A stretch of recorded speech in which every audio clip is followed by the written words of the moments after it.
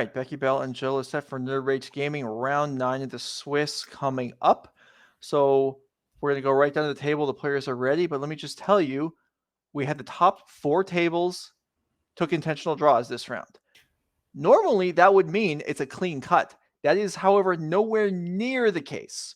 We think we may have actually 2 win-ins, as both tables 5 and table 6 could potentially win their round and bump out the people that took the last intentional draw. So here we go. This is most definitely a win-in, even though there were 4 intentional draws. Yeah, and looking at kind of the standings too, like if Sam wins this and goes to 8-1, easily first seed going into top 8. Yeah. Because I believe that we're looking at the people who are in first and second place were 7-0-1. And I imagine, well, they did for sure draw in this round. So they're 7-0-2, 8-1 would put Sam above them. So definitely at least like a medium important match for Sam. I mean, obviously if you lose here, that's going to be rough and probably knockout, but like first place and like always going first in top 8 would be huge, especially as we've talked about, important for this Temur Rhinos deck. Right. So yeah, so both these players will be in with a win, we believe, and Sam, like Becky was saying, will probably be on top with a win. So getting things going, same matchup we just saw, 4-color mid-range in the hands of Ben Gradert versus Temur Rhinos by Sam Beaulieu. And yeah, Sam at 7-1 with the Rhinos deck. We saw this matchup last round. It looked unimpressive on the Rhino side, but maybe there was some poor, not maybe, there were some poor draws there, some heavy mulligans. Which feels like kind of just how we're talking about it at the break too, kind of just how this Temur Rhinos deck feels sometimes. It is kind of, for all intents and purposes, a combo deck.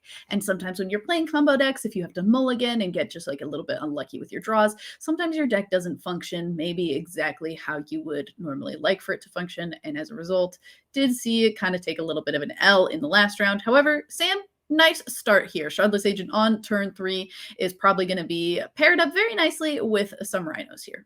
Yeah, and unlike in the previous match, there are Eladamri's calls in Ben's deck, but there's not a main deck Deputy Detention, so a little bit harder to deal with these Rhinos than it was for Harrison last round. There aren't even Deputy Detentions in the sideboard either. That Embercool, the Promised End, that we also previously were a little bit excited to see in the main deck, is in the sideboard here for Benjamin. So a little bit of difference in lists. But I mean, once you get to this point in a metagame where both of these decks have existed for so long and there's so many iterations you can make on a 4-color deck, you get to see a lot of these little variations based on personal preference. These players playing fairly rapidly. Ben Gradert, you see with a draw. No way to know at this point if that was an intentional draw or just running out of time in a round. But it wouldn't make it, unless you're paired against a friend early in the day, it's unlikely this is an intentional draw. So Ben probably ran out of time once, maybe playing a mirror. As we can see here, a Ragavan comes down, Ice-Fang Coatl gets in again. And a Counterspell took care of the Rhinos itself. Shardless Agent, however, has a brother, a second agent, and Rhinos right on top of the deck, ready to come in. Yeah, but weren't able to really stick to some Rhinos last time, but this time we will be able to as well. I say brother, I have no idea what the artwork of Shardless Agent is, even though I could identify it from 30 feet away. I don't know what the picture is at all. Who knows? They're sibling. Just overarching. Breeding Pool going to be the tapped play for Sam to finish off that turn. Also got to do a little bit of attacking, so some damage put back Ben's way as well. Let's undo that damage just as I start to talk about it with an Omnath that I imagine, going to be followed up by a land and a fetch land no less, so we should be able to add quite a bit of mana to our pool as well. Yeah, the pace here is furious. Okay, very different from our last game too. Yeah, Omnath in play. Ragavan attacks, blocks and gets trades with Shardless Agent. Yeah, I'd trade a Shardless Agent for, well, maybe I wouldn't trade a Shardless Agent for a Ragavan any day, but certainly on this day. So obviously Sam expecting some sort of follow-up, not wanting to trade off a Rhino for the free block on Ragavan for something like a Lightning Bolt over a cheaply a Fury that might get hard cast and finish off a Rhino and pick off a Shardless Agent as well.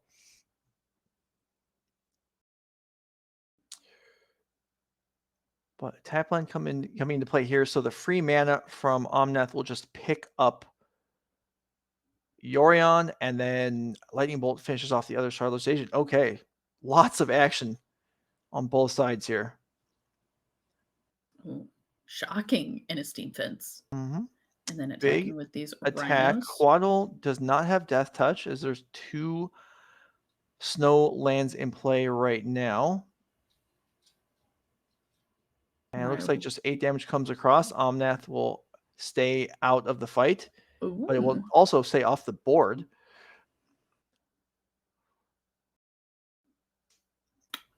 Okay. As Brazen Borrower bounces it up, or Petty Theft bounces it, and then Brazen Borrower makes its way to the Adventure Zone. Yeah.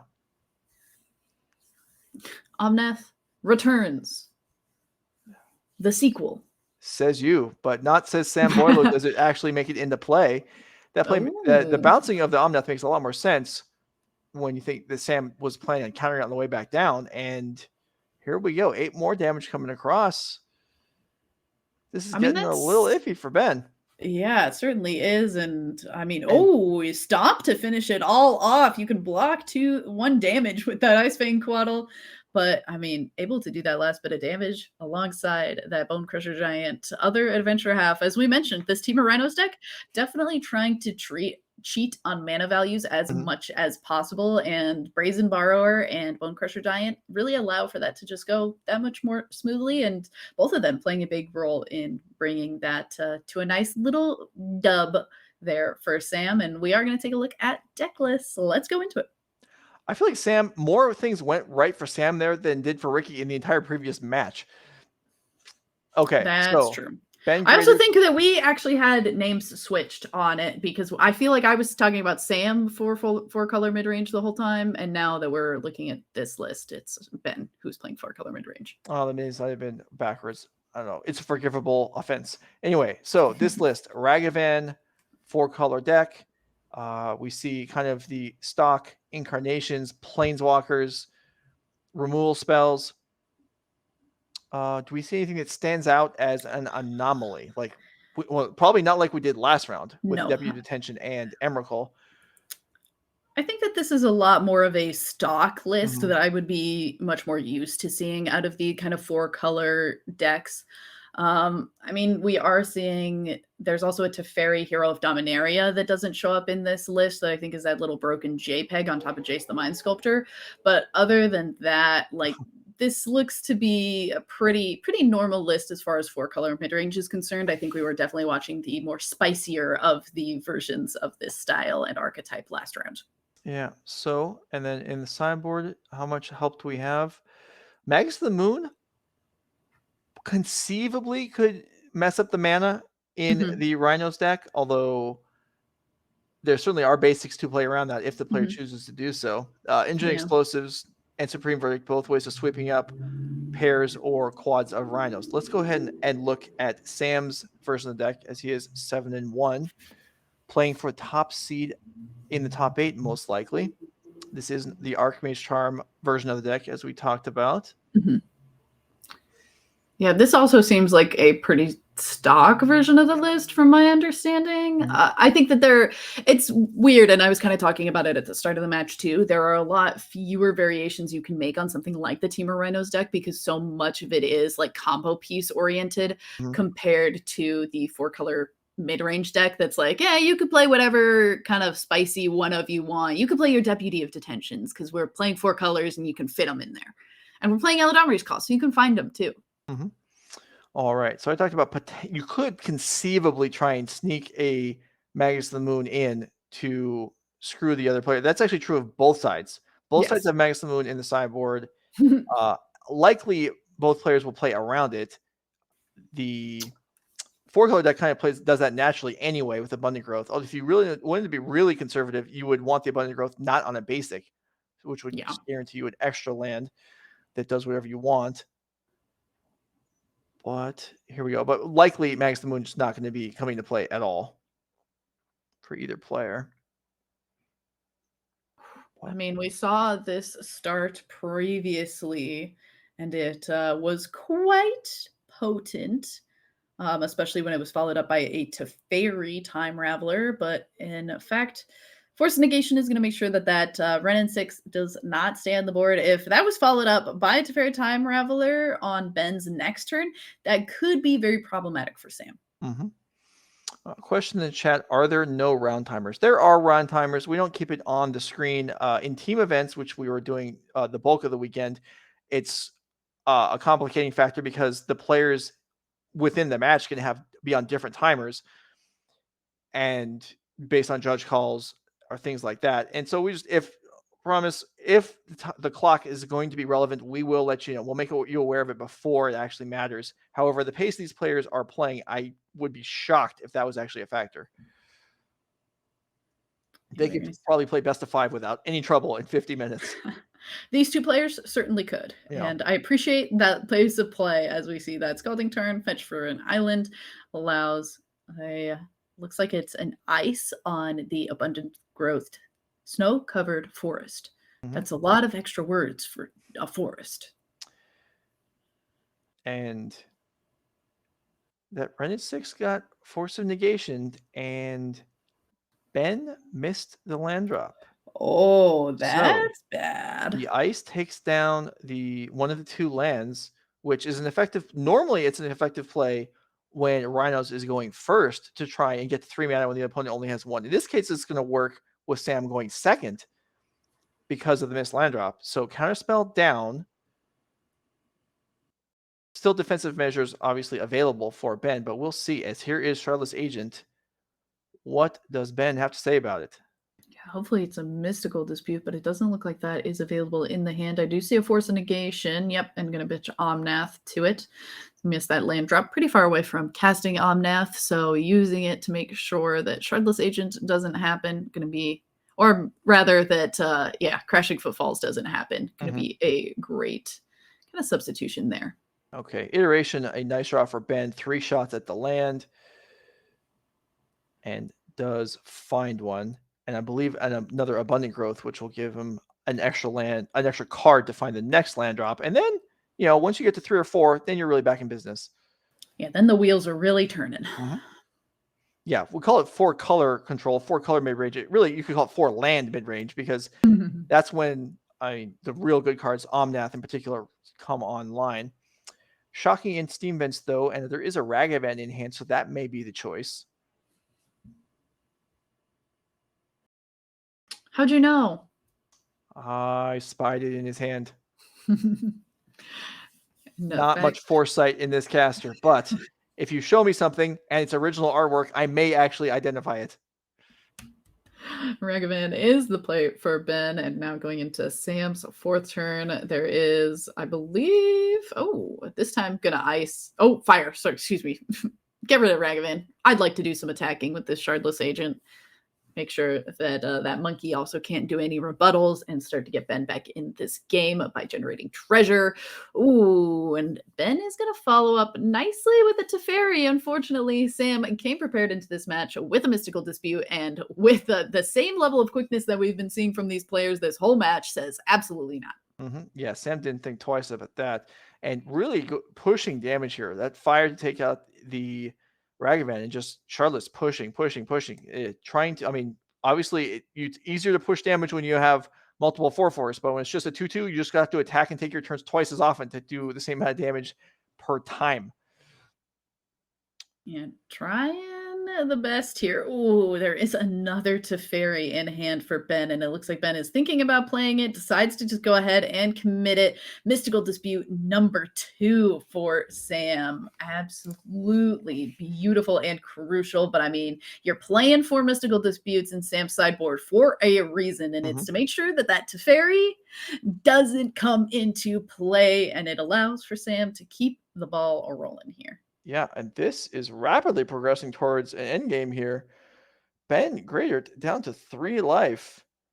There's a Ragavan, which is not known for its defensive prowess, but can trade with Shardless Agent. So 1 mana 2/1, not defensive? Yeah, there's a lethal flyer on the board, so trading with Shardless Agent that's fair. not going to do a whole lot. That's fair. And we also saw Sam kind of finish off last game with a stomp from Bonecrusher Giant. So definitely not one who is afraid to go ahead and do these aggressive plays. The Wow. Ice-Fang Coatl was in hand, but Sam shows the Archmage's charm and says, "You're dead anyway, anyhow." Sam will be going to 8-1 and being first seed going into top 8. Yeah, that was a beating. I mean, Sam, we're really getting to see why Sam was 7-1. yeah, 8-1 even. Yeah, and I mean the game 2 without the benefit of the Rhinos. I mean, sure it did Yeah. get 2 cards out of Benjamin's hand, but yeah, that will conclude that match. We have a backup match.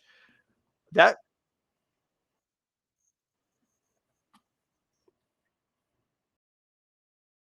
okay. So the backup match just finished game 1. So I think instead of replaying from the beginning, we'll just go live into game 2. Is that what I was told? Yeah. Yeah. Okay, let's go ahead and do that then. Are we in sideboarding? Are we okay? They're shuffling for game 2. So we have deck lists available. We can take a look at those. I believe we have another scenario where we had a player submit a paper deck list. Oh. You know, I get without it. It works for some people. It does yeah, not work for us on coverage. yeah. It's just Well, we'll have one deck list to look at. Anyway, all we're gonna right. see That at least gives us some info. Michael Lee versus Robert Ganzi, playing for now. The previous match, we're comfortable saying the winner was definitely in the top 8. Oh This yeah. one, it's going to be closer because we did have the 4 draws. Okay. So the 8th player out of in tiebreakers going into the round in the standings, I would comfortable saying is now out of the top 8. I would say so. Between Michael Lee and Robert Ganzi, whoever wins this next match has a reasonably good chance of pushing out the number 7 player as well, but maybe not so much a lock as the previous one. So we'll see. Definitely, bit of a sad feeling. We do have both deck lists. Okay, let's go ahead and look at them. Nice. But yeah, when you draw in top 8, if one of you doesn't make it in, okay, that's unfortunate. If you both don't make it in, then mistakes were made.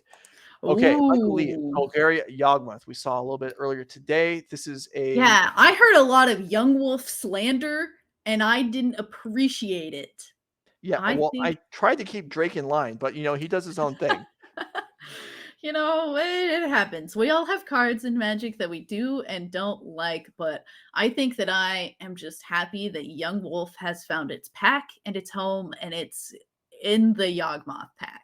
Now, something that's immediately jumps out on this list, kind of a deviation from what I feel like is the stock version of this list. There's a collected company in this list, just one, Ooh.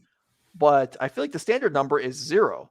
That's true. I mean, So, it kind of makes sense. A lot of the things that you're kind of pieces trying to put together in this deck are those low mana costs. You can't really get Yawgmoth, but you have a bunch of other ways that you're trying to yeah. get Yawgmoth. You have those Eldritch Evolutions and those Chords of Calling. So that really allows for you to find Yawgmoth if for some reason you're not finding him elsewhere. So, I mean, you can get pretty much everything else off of that collected company. So I quite like actually that addition. Yeah. Now, I've never seen this interaction before, but collected company, I suppose, gets grist also because it's a creature when it's in the deck and it costs less than 4. I believe you are technically correct. Yeah. Yeah. Whoa. I feel like that would work, but I've never seen it, so I don't Things know. I would like to see in this Magic the Gathering game for 600, Alex. Yeah, that's interesting. All right. And then Robert Ganzi's Mardu deck, let's go ahead and bring that up. So This is spicy. Yeah, we see Fable of the Mirror Breaker alongside a lot of the normal Mardu-ish cards. We don't see the new Obnixilis Planeswalker from Streets of New Capenna. That would have added to our list. Unfortunately, I don't see it. Darn. Yeah, I don't see it either. I don't even see Kroxa, which I think if you'd have told me that we were about to watch a Mardu Midrange deck, I would have been like, oh, that's like playing Kroxa and a lot of other discard things too. It's something that I would have expected, and it's something that we're not really seeing. It also looks like we had the Golgari Yawgmoth deck take down the first game, and Robert will be able to start this on the play. And I forgot. I forgot that they'd already played a game. And it struck me, I was like, it's odd when you're playing show your opponent your yeah, they show your opponent your hand for no reason. But I forgot they already played a game. So yeah, they already played a game. Happy to show the hand to the opponent and be like, yeah, this is dog. That's a good joke because we're playing Young Wolves. Haha. And anyway. I'm done. All right, let's see if this hand good. is any better. All right, so Michael Lee up a game, down a card, maybe 2, looking at this hand. All right. And Robert Ganzi ready to go. So yeah, you showed me your last one. I want to see this one too. Exactly. Ooh. I mean, that's a pretty decent hand. This one is also dog because there's a young wolf in it. Haha. I made the joke once, I'll make it again, and it was bad both times. No way. It was great the first time. I was impressed. Aw, thank you. What would you? I feel like you just have to take grist here. We've talked about this a lot with this Golgari Yawgmoth deck. So many of these cards are just so.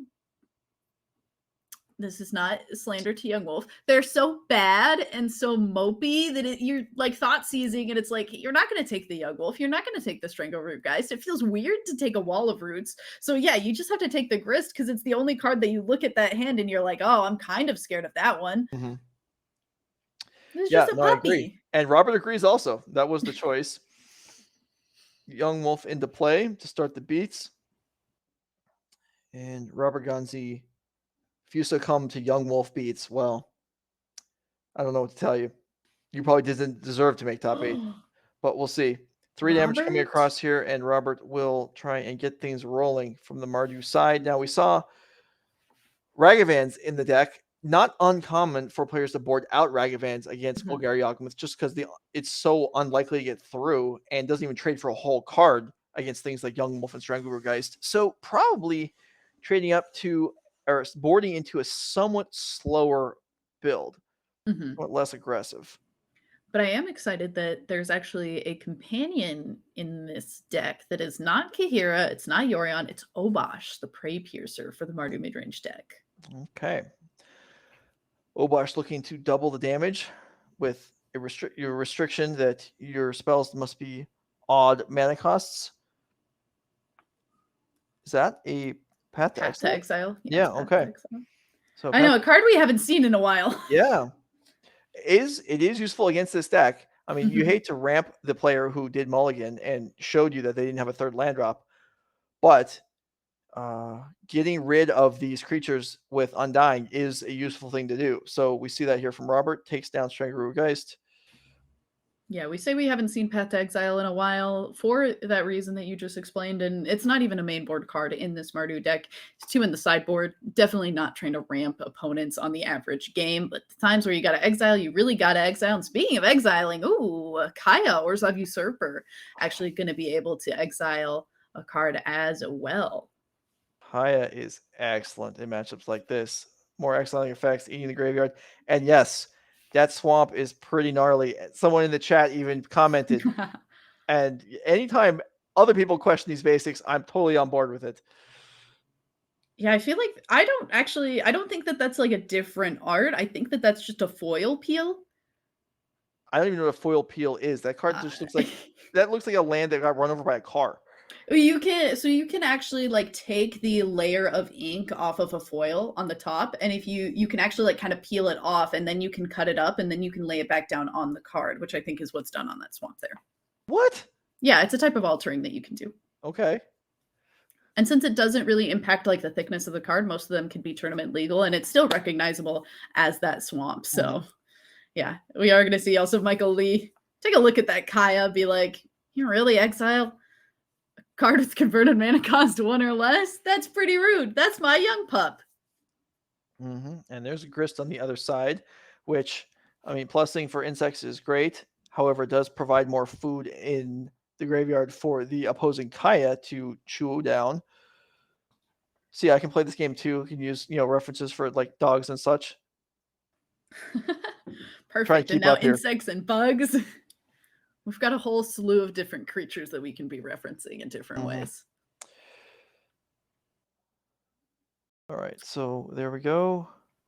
Eats Yawgmoth, gains a life. Fable of the Mirror Breaker. Okay. I don't believe we've seen one of those this weekend, unless it happened during the rounds when I was on the break. So that comes into play. Generates a 2/2 that will attack and generate treasures. you can see there, Fable the Mirror Breaker Saga, the other 2 modes. Chapter 2 is double rummage. Mm-hmm. Chapter 3, you create Reflection of Hiki-Jiki, which is a Kiki-Jiki, however, it does not have haste. And it costs a mana. And it costs a mana, yeah. So I guess it's not even close to Kiki-Jiki except for everything else, size and abilities. Yep. Basically has suspend because it takes 3 turns for it to enter. Mm-hmm. Except for that it doesn't get haste, which suspend things do. That's true. We're bringing it all back around. Dryad Arbor. Ooh. All right. Accurately represented up with the creatures. Okay, so Michael Lee deciding what to do for the turn. Wall of Roots still revealed. A couple cards in hand. Well, a couple more cards in hand.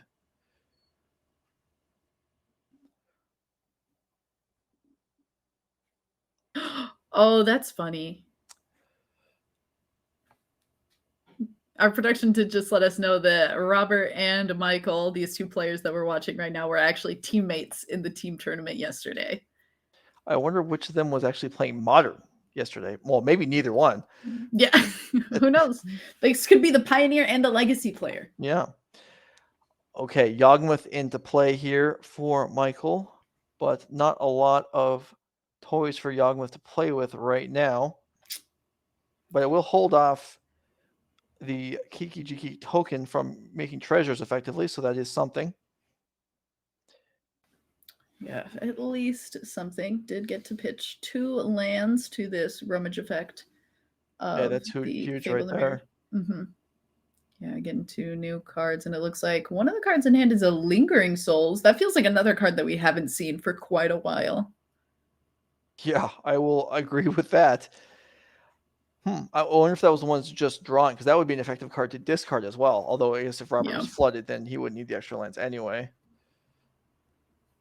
Yeah, that I feel like we were seeing a lot of Fable the Mirror Breaker, both in like standard as well as alchemy. Oh yeah, they're everywhere in alchemy. Everywhere. Yeah. And so it's weird to finally see it like finally kind of leak into modern and make a little bit of an indent in here. And I actually think I quite like it alongside something like Lingering Souls and in this kind of shell. So we might see it actually get discarded this second time around as the second Fable the Mirror Breaker comes into play. Yeah. Okay. Well, lots of rummaging being done for Robert Ganzi. 2 cards in hand, but if any creature with a valuable effect makes it into play, these Mirror Breakers can do a lot of work. Although I don't know how likely that is. With Michael Lee having active Yawgmoth, I mean, that does a pretty good job of clearing the board. Yeah. Yawgmoth plus Grist. Hard to keep anything around. Yeah. All right, looks like we're going to separate those Fable or those Fable tokens. It is a little confusing there with the 2 sagas and then a die on the token representing 2. So now, yeah, okay, there we go. So a pair of 2/2 tokens. A sacrifice of the insect to draw a card and put a -1/-1 on counter on one of them. And yeah, okay, black dice represent negative counters. So try and get that as clear as we can. There's only so much we can do with these foils and alternate arts, and I already forgot what you said that swamp is, but whatever it is. I would just call it an altar. Oh, okay. Peeled foil, something. Foil peel. Yeah, okay. And it looks like that Wall of Roots gets to come down finally. A one of in this Golgari deck, Blood Artist. I love this card. Yeah. Mostly because it's an artist, but... Well, that certainly does make the interactions more favorable with Yawgmoth, no longer having to pay a life. And another counter, and then, I mean, a Proliferate here actually would take out both creatures. Oh, very true. And it looks like Verdant Catacombs is going to allow for us to get an Overgrown Tomb. Do a little bit of a pause here, making sure that that is what we want to do. And it looks like Michael is clarifying life totals based on Blood Artist being a part of the equation. If I had to guess from gestural cues.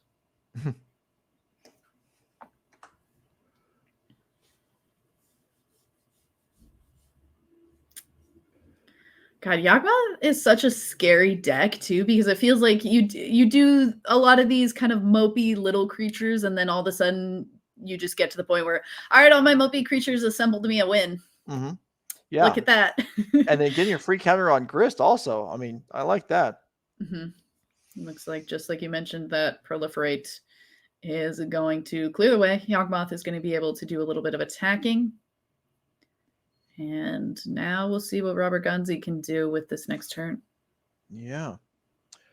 Yeah, strong turn. And the Blood Artist will pick up a couple life points when those 2 reflection tokens die. Oh, yeah. Oh, Michael Lee looking pretty solidly ahead here. There goes the Lingering Souls that you noticed earlier. Alongside a Ragavan, a bunch of 1 toughness creatures, but at least Lingering Souls doesn't cost cards. They're actually free. Unfortunately, it doesn't really cost Michael Lee cards to get rid of them either. Very true. And are we just a couple Undying creatures away from Michael Lee comboing out here? Yeah.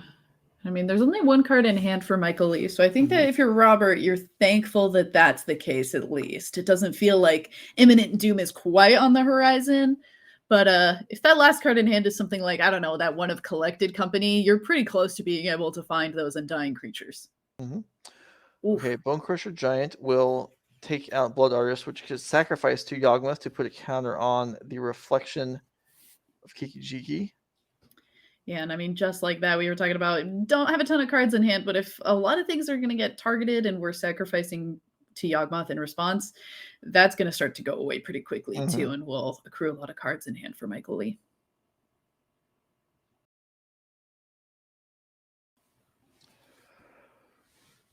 Okay. We have a few questions, I think, with a judge here. Probably just clarifying some life totals as a result of the stomp with the Blood Artist in play, if I had to guess. Could be. But at some point here, we're going to see a... Well, what are we going to see here? It could be a flashback of Lingering Souls. Yep, there it is. So Robert will pick up a couple 1/1 flyers. So 3 1/1s on his side of the board. Michael Lee looking to take advantage of the window here with Yawgmoth untapped. Grist is going to plus. Oh, doubling up. Woo! You see the shake of the fist there. Yeah. That's the 3rd time today, I believe. Wow. And I think, I think I said this before, but I don't remember ever seeing that before. And we saw 3 times today. I guess we were due. Grist is really looking for some showtime here. Yeah. Okay, so Yawgmoth finishes off the first Fable of the Mirror Breaker. Yeah, went from having 1 card in hand and being like, oh, maybe I don't really have that much to worry about. All of a sudden, Michael Lee has 4 cards in hand. And I believe one of them is an Eldritch Evolution that I was able to make out. But unfortunately, that's a little bit awkward to like Eldritch Evolution for something like a Young Wolf or a Strangleroot Geist. Also, it's just embarrassing. You're casting a strong tutor to get any, virtually anything you want, and you're getting a 1-drop? Wow. I mean, sometimes you need the Young Wolf. Yeah. Definitely. Powerful Magic the Gathering card, Young Wolf. Court Calling was one of the draws there. So that's another way to acquire a Young Wolf. I mean, so you can either pay 4 mana to tutor, or you can pay 3 mana sacrifice to something to tutor. Either way, Young Wolves may be soon abundant. Scavenging Ooze joins the party, so no more Lingering Souls tricks, if there are any more of them defined in Robert's deck. Well, we have 2 Wall of Roots, so that makes that Court of Calling a lot easier to kind of churn out some bigger mana things as well. And second Fable, the Mirror Breaker, gonna flip into Kiki-Jiki and Seasoned Pyromancer, but no cards in hand for Robert Ganzi. Yeah, that's a bad place bad. to be. Yeah. Fortunately, at least you're playing against a friend. Well, okay, we're playing against a teammate. I don't want to overspeak here. Maybe they're bitter enemies. I don't know. Who knows? I couldn't imagine playing a team event with a bitter enemy, but Do you have bitter enemies? Come on. I'm sure I do. There's probably somebody out there who just is like, I hate Becky Bell. That's not the same though. I'm not asking if there's people that can't stand you. I'm saying other people that you can't stand. That I can't stand? No. Yeah. No. What? See, I knew that was gonna be your answer, and it's just I can't relate to that at all. As Jarl's Messenger comes in off of the tutoring, and that will finish it up. So all right. Michael Lee will defeat Robert Ganzi and hope the tiebreakers go his way, which I think they actually might. Yeah, at 7-1-1, you should be in a pretty good space, especially once again, all of our top 8 players, at least in this round, decided to draw, despite not really having that good of tiebreakers. Well, some of them, yeah. Yeah. I mean, some of them are definitely locked. Like, I would imagine the first 2 tables are, like, for sure locked. But then those other 2, who knows? Those are kind of a little bit of a toss-up. We don't really know how that's going to fall. So it certainly will be very exciting to figure out who actually makes top 8 of this event. Yeah. And I feel like it naturally should have been 2 win-ins at table 4 and 5, but we may have actually had the win-ins at table 5 and 6 because of 1 extra draw. But you never know. Tiebreakers may swing. Who knows? Someone could get disqualified. The order could get reversed. The top 4 players could get, arrested for collusion. And then, we have to call some people that already left to go to dinner. Like, hey, come back. You're in the top 8. You never know.